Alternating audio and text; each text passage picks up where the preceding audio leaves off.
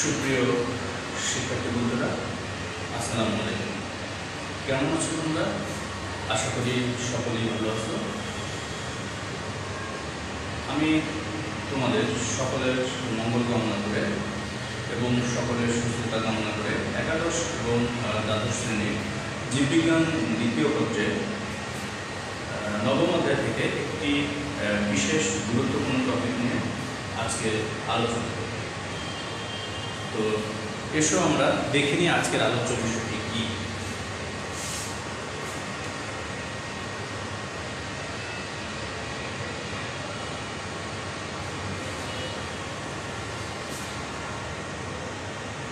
শিক্ষার্থী বন্ধুরা, এখন আমরা কিছু চিত্র দেখব। চিত্রগুলি তোমরা লক্ষ্য করো। তোমরা কি কিছু বুঝতে পারছো?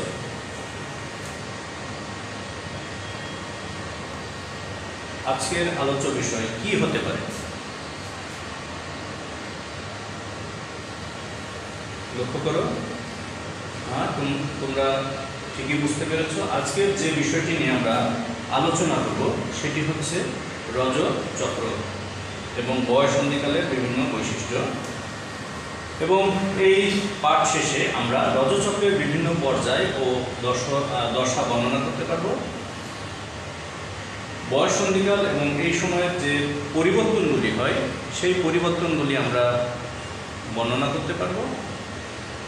তো শিক্ষার্থী বন্ধুরা, প্রথমে আমাদের জানতে হবে রজচক্র কি। লক্ষ্য করো,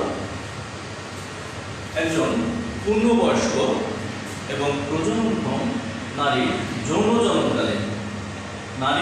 জন্মকালে জরায়ু থেকে গড়ে 28 দিন পর পর জরায়ু থেকে 4 থেকে 5 দিন ধরে চক্রাকারে যে রজস্রাব হয় তাকে বলা হয় রজচক্র। তাহলে শিক্ষার্থী বন্ধুরা, আমরা যদি এখন প্রশ্ন করি এটি কাদের দেহে ঘটে, তোমরা ঠিকই দেখতে পাচ্ছ এটি ঘটবে নারী দেহে। নারী দেহে কোন নারী দেহে ঘটবে? বিশেষ করে যারা বয়স্ক, বিশেষ করে যাদের বয়স 12 থেকে 15 বছরের মধ্যে, এই সময়টিতে মূলত এই যে রজচক্র সেটি শুরু হয় এবং 45 থেকে 50 বছর সময়ের মধ্যে এই চক্রটি শেষ হয়। এবং গোনাডোট্রপিক যে হরমোন রয়েছে সেই হরমোনের প্রভাবে মূলত এই প্রক্রিয়াটি প্রথম শুরু হয়। প্রিয় শিক্ষার্থীরা, এসো আমরা এই রজচক্র সম্পর্কে আরো কিছু তথ্য জেনে নিই।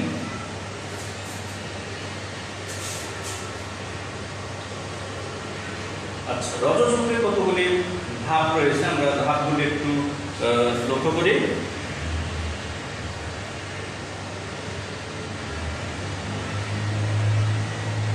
রজচক্রের যে বিভিন্ন পর্যায় রয়েছে এই পর্যায়গুলি বর্ণনা শুরুর পূর্বে আমরা কিছু বিষয় জেনে নিই। প্রজননক্ষম নারীর দেহে অর্থাৎ ডিম্বাশয়ে উৎপন্ন পরিপক্ক ডিম্বাণু ডিম্বনালীতে এসে নির্দিষ্ট সময়ে 6 থেকে 7 ঘন্টা পর্যন্ত থাকে এবং এই সময় শুক্রাণু দ্বারা ডিম্বাণুটি যদি নিষিক্ত না হয় তাহলে কি হয়, এই অনিষিক্ত ডিম্বাণু যেটি সেই অনিষিক্ত ডিম্বাণুটি বিনষ্ট হয়ে যায়। ঠিক আছে? এবং অনিষিক্ত ডিম্বাণু জরায়ু থেকে রক্ত, মিউকাস, অ্যান্ড্রোমেট্রিয়াম স্তরের অবক্ষয় ইত্যাদি যোনিপথে রক্তস্রাবের সাথে বের হয়ে যায়। এইরূপ রক্তস্রাবকে বলা হয় রজস্রাব বা রজচক্র বা মাসিক। একবার রজস্রাব হতে পরবর্তী রজস্রাব শুরু হওয়ার পূর্ব পর্যন্ত স্ত্রীর যৌন হরমোন ক্ষরণের তারতম্যের জন্য ডিম্বাশয়ের ও জরায়ু প্রাচীরের সংগঠিত মাসিক ছন্দময় চক্রাকারের পরিবর্তন যেটি সেটি হলো রজচক্র। প্রিয় শিক্ষার্থীরা, এসো আমরা আরও কিছু তথ্য জেনে নিই। তাহলে আমি আবারও বলছি, রজচক্র এটি কাদের ঘটে? এটি অবশ্যই নারী দেহে ঘটবে। এবং এই চক্রটি যদি তোমাদের জিজ্ঞেস করা হয় কত দিনের, চক্রটি হচ্ছে 28 দিনের। তবে কারো ক্ষেত্রে 24 কিংবা 32 দিন পর্যন্ত এই চক্রটি হতে পারে। কবে শুরু হয়? 12 থেকে 15 বছরের মধ্যে। এবং কখন শেষ হয়? 45 থেকে 50 বছরের মধ্যে। আচ্ছা, এখন কোশ্চেন আসে যে রজচক্র স্থায়ীভাবে বন্ধ হয়ে যাওয়াকে কি বলা হয়? মেনোপজ। মেনো ইকুয়াল টু মেনস্ট্রুয়েশন বা রজচক্র, এবং পজ শব্দের অর্থ হচ্ছে থেমে যাওয়া। তাহলে রজচক্র স্থায়ীভাবে থেমে যাওয়াটাই হলো মেনোপজ। আচ্ছা শিক্ষার্থী বন্ধুরা, রজচক্রকে যদি বলা হয় কয়টি ধাপে বিভক্ত, তোমরা অবশ্যই বলবে এখানে ধাপ হচ্ছে 4টি। এবং এই যে ধাপ, এই ধাপগুলি এন্ড্রোমেট্রিয়াম। আমরা জানি যে জরায়ুর যে প্রাচীর, এই জরায়ু প্রাচীরের ভিতর 3টি স্তর থাকে, এবং সব থেকে ভেতরের যে স্তর সেটিকে বলা হয় এন্ড্রোমেট্রিয়াম। তো এই এন্ড্রোমেট্রিয়ামের পরিবর্তনের উপর ভিত্তি করে এটি 4টি ধাপে বা 4টি পর্যায়ে বিভক্ত। ঠিক আছে, তো এখন আমরা আরও কিছু তথ্য জেনে নিই। তো শুরুতেই দেখো যে জরায়ুর যে ভেতরের স্তরের নাম আমরা বললাম, সেটির নাম ছিল এন্ড্রোমেট্রিয়াম। রজচক্রের সময় এই স্তরটি কি হয়? ভেঙে যায়। তাহলে কেন ভেঙে যায়? এখন কোশ্চেন থাকতে পারে যে কেন ভেঙে যায়, তাই না? এই যে এখানে দেখতে পাচ্ছ, এটি হচ্ছে কি ডিম্বাণু, ডিম্বাশয়, এবং এই ডিম্বাশয়ের ভিতরে কি তৈরি হয়? ডিম্বাণু তৈরি হয়। এবং এই ডিম্বাণু কি করে? যখন পরিপক্ক লাভ করে তখন এই ডিম্ব যে নালী, লক্ষ্য করো, এই ডিম্ব নালী বা ফেলোপিয়ান টিউব, যেখানে তোমরা যে নালীটি দেখতে পাচ্ছ, আমরা গত ক্লাসে বলেছিলাম, এই ডিম্ব নালীতে কি হয়? এই ডিম্বাণুটি চলে আসে। চলে এসে কি হয়? সেখানে একটি শুক্রাণু যেন তাকে নিষিক্ত করে, অর্থাৎ এই নিষেক দেওয়ার জন্য কি করে? এখানে ডিম্বাণুগুলি অপেক্ষা করে। তো যখন কি হয়? একটি পরিপক্ক ডিম্বাণু শুক্রাণু দ্বারা নিষিক্ত না হয় তখন কি হয়? এবং নিষিক্ত হওয়ার জন্য এখানে 6 থেকে 7 ঘন্টা পর্যন্ত সময়টি অপেক্ষা করে। তো যখন নিষিক্ত না হয় তখন কি হয়? এই অনিষিক্ত ডিম্বাণুটি কোথায় চলে আসে? এই যে জরায়ু, এই যে এখানে আমরা দেখতে পাচ্ছি, এই অংশটিকে বলা হচ্ছে জরায়ু। এই জরায়ুর ভিতরে চলে আসে, চলে এসে জরায়ুর ভিতরের যে অংশ, এইটাকে বলা হয় এন্ড্রোমেট্রিয়াম। তাহলে এই যে জরায়ুর ভিতরের যে অংশ, এই এন্ড্রোমেট্রিয়াম কি হয়? ভেঙে যায়। ভেঙে গিয়ে অনিষিক্ত ডিম্বাণু নষ্ট হয়ে যায়, এবং এই জরায়ুর ভিতরের অংশগুলি ভেঙে যায়। এই অনিষিক্ত ডিম্বাণু জরায়ুর যে এন্ড্রোমেট্রিয়ামের কিছু অংশ এবং রক্ত সহ কি হয়? দেহের বাইরে কি হয়? রক্ত সহ নিষ্কাশিত হয়ে যায়। এই যে নিষ্কাশনের যে পদ্ধতি, এই পদ্ধতিটাই হচ্ছে কি রজচক্র। শিক্ষার্থীরা আসো আমরা আরো কিছু বিষয় নিয়ে আলোচনা করি। আচ্ছা, কেন এন্ডোমেট্রিয়াম ভেঙে যায়? তোমাদের কোশ্চেন আসতে পারে। দেখি আমরা এখানে বিষয়গুলি। আমরা শুরুতেই বলেছিলাম যে রজচক্রকালে জরায়ুর এন্ডোমেট্রিয়ামের পরিবর্তনের উপর ভিত্তি করে রজচক্রকে 4টি ধাপে ভাগ করা যায়। কয়টি ধাপে? তোমরা লক্ষ্য করো, 4টি ধাপে ভাগ করা যায়। এন্ডোমেট্রিয়াম কোথায় থাকে? জরায়ুর যে প্রাচীরের একেবারে ভিতরের যে স্তর, এই স্তরটাকে বলা হচ্ছে কি এন্ডোমেট্রিয়াম। এটা জরায়ুর ভিতরের যে প্রাচীর, সেটিকে বলা হয় এন্ডোমেট্রিয়াম। মাঝেরটাকে বলা হয়, আচ্ছা কি বললাম, যে ভিতরেরটাকে বলা হয় এন্ডোমেট্রিয়াম, বাইরেরটাকে বলা হয় পেরিমেট্রিয়াম, এবং সর্ব ভিতরের যে স্তর, সেই ভিতরের স্তরটি কি হয়? যখন কোনো ডিম নিষিক্ত না হয় তাহলে ভিতরের প্রাচীরটি ভেঙে যায় এবং ওই ডিম্বাণুটি নষ্ট হয়ে যায়। নষ্ট হয়ে সেটি কি হয়? রক্ত সহ দেহের বাইরে নিষ্কাশিত হয়। এই যে পদ্ধতি, এই পদ্ধতি হচ্ছে রজচক্র। তো এখন কোশ্চেন থাকতে পারে কেন এন্ডোমেট্রিয়াম ভেঙে যায়, তাই না? ডিম্বনালীতে ডিম্বাণু কি করে? অপেক্ষা করে শুক্রনালীর জন্য, যেটি আমি একটু আগেই বললাম। ডিম্বাণু যদি শুক্রাণু দ্বারা নিষিক্ত হয়, নিষিক্ত ডিম্বাণু এন্ডোমেট্রিয়ামে এসে কি হয়? সংস্থাপিত হয়, এবং সেখানেই কি করে? ভ্রূণটা তৈরি হয়। খেয়াল করো, এই যে এখানে ডিম্বাণু কি করে? ডিম্বাণুকে অপেক্ষা করে, তার জন্য শুক্রাণুর জন্য। তো যখন এখানে ডিম্বাণুটি নিষিক্ত হয়ে যায়, যদি নিষিক্ত হয়ে যায় তাহলে জরায়ুর যে ভিতরের প্রাচীর, সেখানে কি হয়? ডিম্বাণুটি, অর্থাৎ যে নিষিক্ত ডিম্বাণু, সেটি এই ভিতরের অংশে কি হয়? সংস্থাপিত হয়, এখানে সংযুক্ত হয়। সংযুক্ত হয়ে কি হয়, ওই নিষিক্ত ডিম্বাণু বা জাইগোট থেকে কি হয়, একটি পূর্ণাঙ্গ ভ্রূণ তৈরি হয়। তো চিত্রটি তোমরা লক্ষ্য করো। এরপরে কি যে ঘটনাটি ঘটে সেটি হচ্ছে, আর যদি ডিম্বাণু নিষিক্ত না হয়, অনিষিক্ত ডিম্বাণু ভেঙে গিয়ে শরীর থেকে রক্ত এবং বিভিন্ন অংশ সহ বের হয়ে যায়, তখনই কি হবে, আরেকটি ডিম্বাণু চলে আসবে ডিম্ব নালীতে। ঠিক আছে, যদি একটি ডিম্বাণু দেহের বাইরে থেকে নিষ্কাশিত হয়ে যায়, তখনই কি হবে, আরেকটি ডিম্বাণু চলে আসবে। কোথায় চলে আসবে? ডিম্ব নালীতে। এবং নতুন ডিম্বাণুর জন্য আরেকটি রজচক্র শুরু হবে, নতুন করে এন্ডোমেট্রিয়াম তৈরি হবে এবং আগের তৈরি হওয়া বা পুরু হওয়া এন্ডোমেট্রিয়াম ভেঙে যাবে। ভাঙা এন্ডোমেট্রিয়াম নতুন করে তৈরি হওয়ার যে পদ্ধতি, সেটিকে বলা হয় নিরাময় পর্ব বা নিরাময় পর্যায়। নিরাময় পর্যায়ে কি হয়, আমরা একটু আগেই বললাম, কিছু এন্ডোমেট্রিয়াম ভেঙে যায় এবং এই ভেঙে যাওয়া এন্ডোমেট্রিয়াম নতুনভাবে আবার তৈরি হতে হয়। এই নতুনভাবে তৈরি হওয়ার যে পদ্ধতি বা যে পর্যায়টি, সেটিকেই বলা হচ্ছে নিরাময় পর্ব। পুরো রজচক্রের সময় আমরা 4টি জিনিসের দিকে খেয়াল রাখব। কয়টি জিনিস? 4টি। তোমরা লক্ষ্য করো। 1, কোন হরমোনটি বাড়ছে বা কমছে। হরমোনের প্রভাবেই কি হয়, এই এন্ডোমেট্রিয়াম এটি নতুন করে গঠিত হয়। হরমোনের প্রভাবে এন্ডোমেট্রিয়াম কতটুকু পুরু হচ্ছে।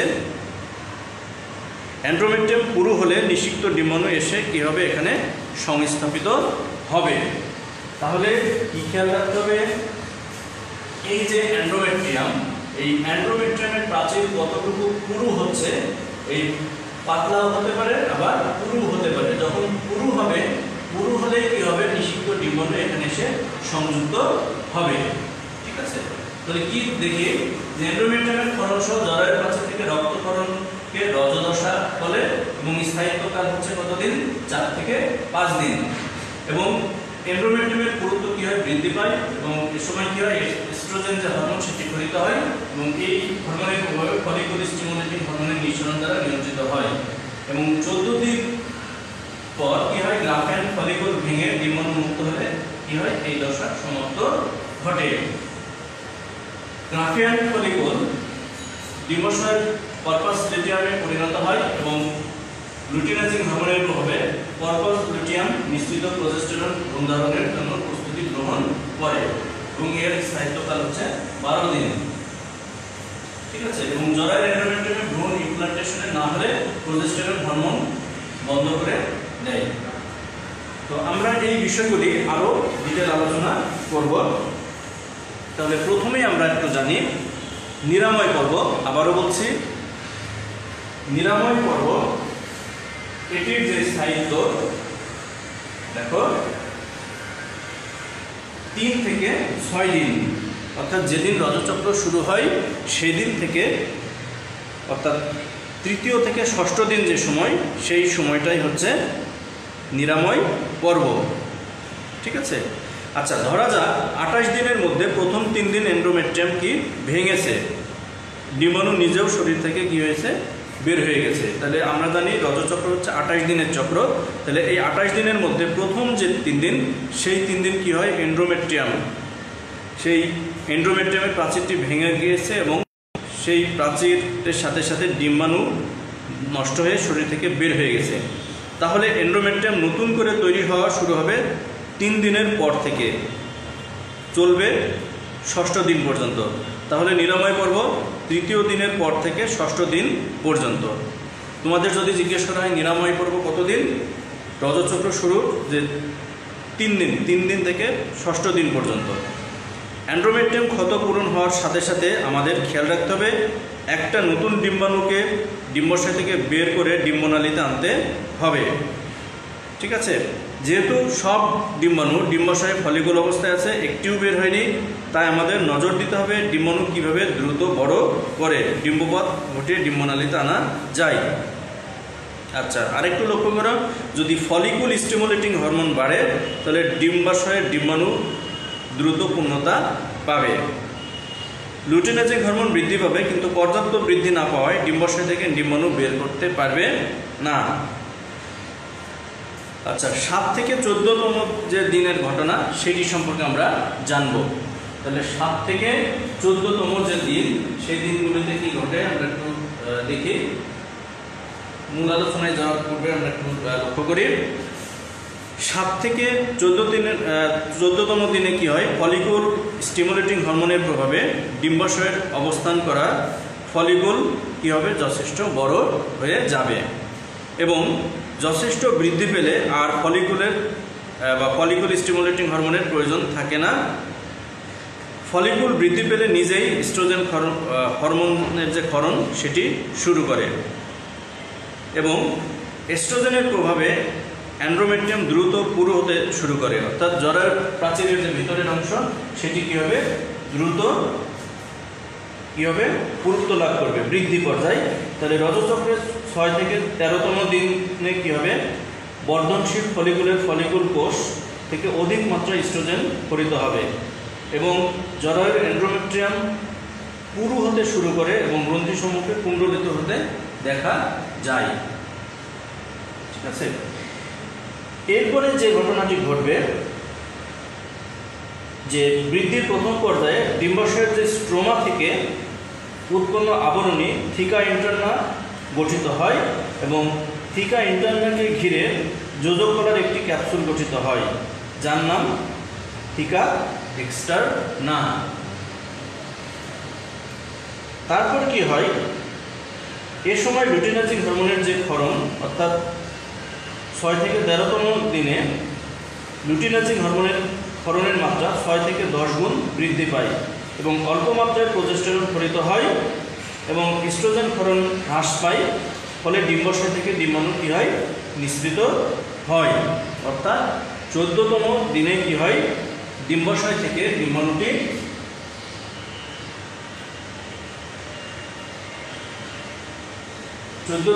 কি হচ্ছে, এই যে এই ডিম্বাশয় থেকে ডিম্বাণুটি কোথায় চলে আসে, ডিম্বনালীতে চলে আসে। ঠিক আছে, যখন এই ডিম্বাশয়ে 14তম দিনে কি হয়, ডিম্বাণুটি পরিপক্ক লাভ করে এবং পরিপক্ক লাভ করলে তখন কোথায় চলে আসে, এই ডিম্বনালীতে চলে আসে। ঠিক আছে, এবং ডিম্বনালীতে আসার পরেই মূলত ডিম্বাণুটি কি নিষেকের জন্য, অর্থাৎ শুক্রাণুর জন্য অপেক্ষা করে 6 থেকে 7 ঘন্টা। পরের যে স্টেজ আমরা লক্ষ্য করি, পরের যে স্টেজ সেখানে কি ঘটে, যেটিকে বলা হয় ডিম্বপাত পর্যায়। কি বলা হয়, ডিম্বপাত পর্যায়। রজচক্র 28 দিন নির্দিষ্ট থাকলে 14 দিনের মাথায় ফলিকুলের চূড়ান্ত বৃদ্ধি হয়।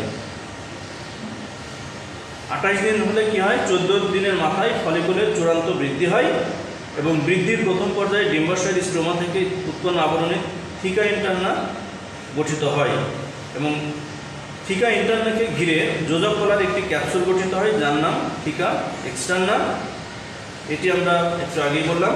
এরপর যেটি ঘটবে, প্রাক রজস্রাবীয় পর্ব, অর্থাৎ রজচক্রের 15 থেকে 28তম দিন পর্যন্ত ডিম্বাশয়ের ভিতরে ফলিকুলের অবশিষ্ট থিকা কোষগুলো দ্রুত ভৌত এবং রাসায়নিক পরিবর্তন ঘটে।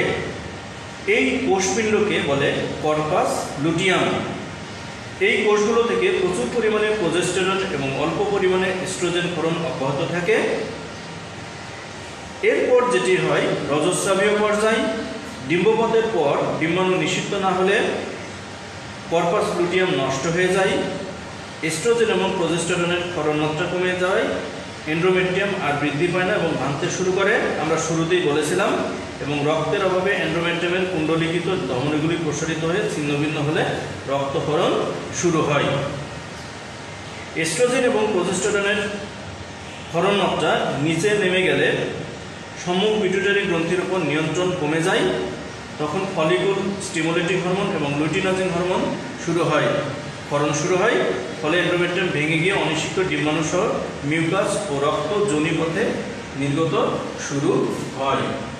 আমরা লক্ষ্য করি রজস্রাবীয় পর্যায়, এর পূর্বে প্রাক রজস্রাবীয় যে পর্যায়টি বললাম সেটি সম্পর্কে আরও কিছু তথ্য তোমাদের জানা দরকার।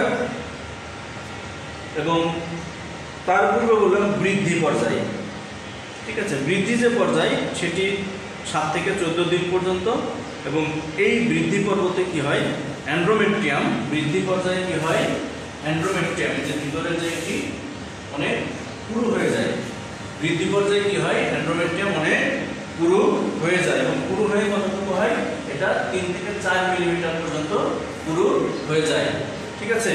এরপর যেটি ঘটে যে 14তম দিনে লুটিনাজিন যে হরমোন, এই লুটিনাজিন হরমোনের ফলন আকস্মিকভাবে কি হবে, বেড়ে যাবে, এবং ডিম্বাণু কি হবে, তখন কি হবে, এই ডিম্বাণু ডিম্বাশয় থেকে ডিম্বনালী বা ফেলোপিয়ান যে নালী, সেই নালীতে প্রবেশ করবে। আশা করি তোমরা বিষয়টি বুঝছো। এবং এই সময় যে ঘটনাটি ঘটবে, বৃদ্ধি পর্যায়ে কি হবে, যেহেতু ডিম্বপাত ঘটবে, অর্থাৎ ডিম্বাণুটি ফেলোপিয়ান যে নালী, সেই নালীর মধ্যে প্রবেশ করবে, তখন সেটাকে বলে ডিম্বপাত। এবং এই ডিম্বপাতের সময় যে ঘটনাটি ঘটে, এই হরমোনাল ইমব্যালেন্সের কারণে, অর্থাৎ হরমোনের তারতম্যের কারণে দেহের তাপমাত্রা অনেক বেড়ে যাবে। তো শিক্ষার্থী বন্ধুরা, তোমরা নিশ্চয়ই বুঝছো। তাহলে জরায়ুর ভেতরের যে স্তর আমরা বললাম, তার নাম হচ্ছে কি, এন্ডোমেট্রিয়াম, এবং ডিম্বনালীতে অপেক্ষা করে শুক্রাণুর জন্য। ডিম্বনালীতে ডিম্বাণু কি করবে, এই জায়গাগুলিতে অপেক্ষা করবে শুক্রাণুর জন্য। ডিম্বাণু যদি শুক্রাণু দ্বারা নিষিক্ত হয়, নিষিক্ত ডিম্বাণু এন্ডোমেট্রিয়ামে, অর্থাৎ এই যে এই জায়গাটায়, এই এন্ডোমেট্রিয়ামে কি হবে, ডিম্বাণু সংস্থাপিত হবে, এবং এখানেই কি হবে, ধীরে ধীরে ভ্রূণটি তৈরি হবে।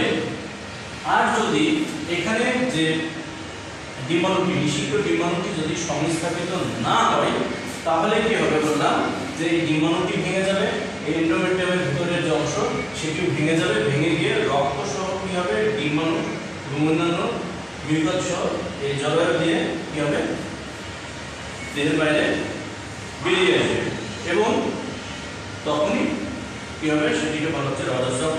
এবং যখন এই ডিম্বাণু এন্ডোমেট্রিয়াম এবং অন্যান্য অংশগুলি কি হবে, দেহের বাইরে নিষ্কাশিত হয়ে যায়, তখনই কি হবে, নতুন আরেকটি ডিম্বাণু, এরপর কি হবে, নতুন আরেকটি ডিম্বাণু ডিম্বনালীতে চলে আসবে, এবং নতুন ডিম্বাণুর জন্য আবার কি হয়, রজচক্র শুরু হয়, এবং এই রজচক্র শুরুর জন্য নতুনভাবে আবার কি হয়, এই এন্ডোমেট্রিয়ামের অংশগুলি তৈরি হতে হয়। শিক্ষার্থী বন্ধুরা, প্রাক রজস্রাবীয় যে পর্যায়টা বললাম, তৃতীয় যে পর্যায়, সেটি একটু দেখে নিই। তাহলে 15 থেকে 28তম দিন, যেটি 15 থেকে 28তম যে দিন, সেটি হচ্ছে প্রাক রজস্রাবীয় পর্ব, এবং এন্ডোমেট্রিয়াম এর সময় 5 থেকে 6 মিলিমিটার পুরু হবে। এস্ট্রোজেন এবং প্রোজেস্টেরন উৎপন্ন হতেই থাকবে, এবং ডিম্বাণু এখানে অপেক্ষা করবে। আশা করি তোমরা এই বিষয়গুলি বুঝেছো। এরপর রজস্রাবীয় পর্যায়ে আমরা বলেছি যে 28তম দিনের পর থেকে নতুন চক্রের জন্য 1 থেকে 3য় দিন, 28-এর পর 1 থেকে 3য় দিন, সাধারণত 4 থেকে 5 দিন কি হবে, এই রজস্রাবীয় পর্বটা শুরু হয়। এন্ডোমেট্রিয়াম রজস্রাবীয় পর্বে ধ্বংস হবে, হরমোন, সকল হরমোনের যে ক্ষরণ সেটি কমে যাবে বা ক্ষরণ থেমে যাবে, ডিম্বাণু ভেঙে যাবে, এবং এখানে রজস্রাব ঘটবে। বিষয়টি আশা করি তোমরা বুঝতে পেরেছ। এই যে জরায়ু, এটি হলো এন্ডোমেট্রিয়াম। তাহলে জরায়ুর ভিতরে এন্ডোমেট্রিয়াম থাকে, ডিম্বনালীতে ডিম্বাণু অপেক্ষা করে শুক্রাণুর জন্য, আমরা এগুলি পূর্বেই বলেছি।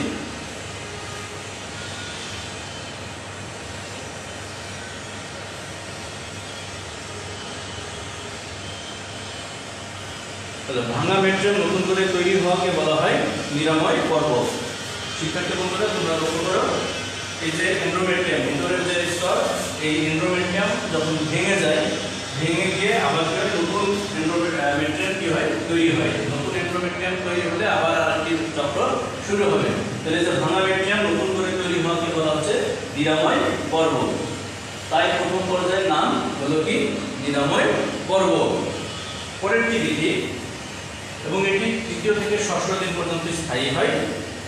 ফলিকল স্টিমুলেটিং হরমোন এবং লুটিনাজিন হরমোনের ক্ষরণ সামান্য বেড়ে যায়। ফলিকল স্টিমুলেটিং এর প্রভাবে ডিম্বাণু বা ফলিকুলের বৃদ্ধি ত্বরান্বিত হয়, এবং লুটিনাজিন হরমোনের বৃদ্ধি ঘটবে, কিন্তু পর্যাপ্ত না হওয়ার জন্য ডিম্বাশয়তে ডিম্বাণু বের হবে না। শিক্ষার্থী বন্ধুরা, আমরা এখন যে বিষয়টি জানব সেটি হচ্ছে বয়ঃসন্ধিকাল। জীবনের যে পর্যায়ে নারী এবং পুরুষের যৌন বৈশিষ্ট্যের উদ্ভব সহ প্রজননতন্ত্রের অঙ্গগুলি সক্রিয়তা লাভের সামর্থ্য লাভ করে সেটিকেই বলা হচ্ছে বয়ঃসন্ধি কাল।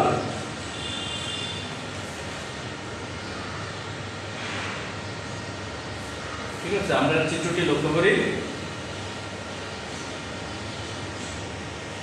আরো কিছু তথ্য আমাদের জানা দরকার যে কৈশোর অতিক্রম করে যৌবনে পদার্পণের মুহূর্তে ছেলে বা মেয়েদের সেকেন্ডারি যৌন বৈশিষ্ট্যের লক্ষণ সহ জননাঙ্গ সক্রিয় হয়। কৈশোর এবং তারুণ্যের সন্ধিকালই হলো মানুষের বয়ঃসন্ধিকাল।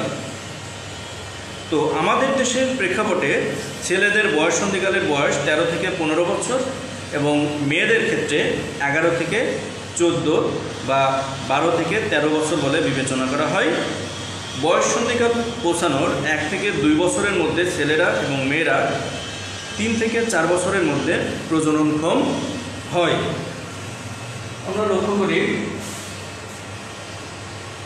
বয়ঃসন্ধিকালীন সময়ে ছেলেদের কি পরিবর্তন ঘটে। দৈহিক পরিবর্তন ঘটতে পারে, তারপর মানসিক পরিবর্তন ঘটতে পারে, শারীরিক পরিবর্তনও ঘটতে পারে। ঠিক আছে, তো এগুলি আলোচনা কারণ কি, বয়ঃসন্ধিকালের কারণ কি। বয়ঃসন্ধির শুরুতে বিভিন্ন বাহ্যিক এবং অভ্যন্তরীণ উদ্দীপকের প্রভাবে মানুষের মস্তিষ্কের হাইপোথ্যালামাসের নিয়ন্ত্রণে পিটুইটারি গ্রন্থির অগ্রস্থ লোব থেকে গোনাডোট্রপিক হরমোন খরিত হয়। এরা হলো ফলিকল স্টিমুলেটিং হরমোন এবং লুটিনাজিং হরমোন। তাছাড়া পুরুষের টেস্টোস্টেরন এবং মেয়েদের এস্ট্রোজেন যথাক্রমে শুক্রাশয় ও ডিম্বাশয়কে সেকেন্ডারি যৌন বৈশিষ্ট্যের উদ্ভব সহ বয়ঃসন্ধি বা বয়ঃপ্রাপ্তি ঘটায়। তো এখন আমরা বয়ঃসন্ধিকালে নারী এবং পুরুষের দেহে যে পরিবর্তনগুলি ঘটে সেই পরিবর্তনগুলি আমরা জানার চেষ্টা করব। আচ্ছা, পুরুষের ক্ষেত্রে যে পরিবর্তনগুলি দেখা যায় আমরা দেখি, ত্বকের যে সিবেসিয়াস গ্রন্থির ক্ষরণ বৃদ্ধির ফলে ত্বক মোটা, চকচকে এবং মুখমণ্ডলে ব্রণ হতে পারে। তাহলে সিবেসিয়াস গ্রন্থি কী করে, ত্বককে পুরু করে ফেলে এবং কি হয় যে ত্বকে ব্রণ সৃষ্টি হতে পারে। লিঙ্গের আকার বৃদ্ধি পায়, শুক্রাশয় বড় হয়, পেশি মোটা এবং বলিষ্ঠ হয়, মুখ, পিউবিস অঞ্চল এবং বগলে লোম গজায়, উচ্চতা এবং ওজন বাড়ে, শরীর দৃঢ় এবং কাঁধ বুক চড়া হয়, মুখ পেটে সন্ধি হয়, মুখ পেটে মেদ জমা হয়, ভয়েস যেটাকে আমরা বলি গভীর, ভারী এবং গাঢ় হয়, সেমিনাল ফ্লুইডে ফ্রুক্টোজের আবির্ভাব ঘটে। সেমিনাল ফ্লুইডে ফ্রুক্টোজের আবির্ভাব ঘটে, প্রোস্টেট গ্রন্থি, কাউপার গ্রন্থি, সেমিনাল ভেসিকল বৃদ্ধি পায়, রক্তচাপ, হৃৎপিণ্ডের গতি বৃদ্ধি পায়, শ্বাস প্রশ্বাস গভীর হয়, লোহিত রক্তকণিকা অনেক বৃদ্ধি পায়, বিপাকীয় হার বেড়ে যায়। এস্ট্রোজেন ক্ষরণে ব্রণ বা কালো আঁচিলের বিকাশ বন্ধ হয়। বহিস্থ যৌন যে অঙ্গ প্রথমে স্তন বা ব্রেস্ট বৃদ্ধি পায়, যাকে থ্যালার্সি বলে, এবং নিতম্ব চড়া হয়। পেশি তেমনভাবে সুগঠিত হয় না। পিউবিস অঙ্গে বগলে লোম গজাতে থাকে। উচ্চতা এবং ওজন বাড়ে, শরীর ভারী এবং বিভিন্ন হাড় মোটা এবং দৃঢ় হয়। স্তন, কোমর এবং নিতম্বে মেদ গলা সঞ্চিত হয়। ভয়েস যেটা বা কণ্ঠস্বর কমে কিন্তু তীক্ষ্ণ হয়। জরায়ু, ডিম্বাশয়, যোনি বৃদ্ধি পায়। রজচক্র শুরু হয়। প্রথম রজচক্রকে মেনার্সি বলে। রক্তচাপ, হৃৎপিণ্ডের গতি বৃদ্ধি পায়, শ্বাস প্রশ্বাস গভীর হয়, লোহিত রক্তকণিকা এবং বিপাকীয় হার কমে যায়, পুরুষের প্রতি আকর্ষণ জাগে এবং নারীসুলভ যে আচরণগুলি সেই আচরণগুলি প্রকাশ পায়। তোমাদের জন্য একটি দলীয় কাজ থাকবে। তোমরা পোস্টার পেপারে রজচক্রের পর্যায়গুলি চিহ্নিত চিত্র অঙ্কন করবে এবং তোমাদের জন্য কিছু কোশ্চেন থাকবে। ফলিকুল স্টিমুলেটিং এফএসএইচ পুনরূপ কি, রজচক্র বলতে কি বোঝায়, রজচক্রের পর্যায়গুলি বর্ণনা করো, রজচক্র একজন নারীকে পরিপূর্ণ করে এবং মা হওয়ার সম্ভাবনাকে জাগ্রত করে, তোমার এই মতামতের পক্ষে যুক্তি দাও। তোমাদের জন্য একটি বাড়ির কাজ থাকবে। ছেলেদের এবং মেয়েদের বয়ঃসন্ধিকালীন যে পরিবর্তনসমূহ দেখা যায় তার একটি তালিকা তৈরি করে আনবে। সুপ্রিয় শিক্ষার্থীরা, আজ তাহলে এ পর্যন্তই। আগামী দিন আরও একটি বিষয় নিয়ে আলোচনা হবে। সেই পর্যন্ত সকলেই ভালো থাকবেন। সকলের মঙ্গল কামনায় আজকে আমার ক্লাস শেষ করছি। আল্লাহ হাফেজ।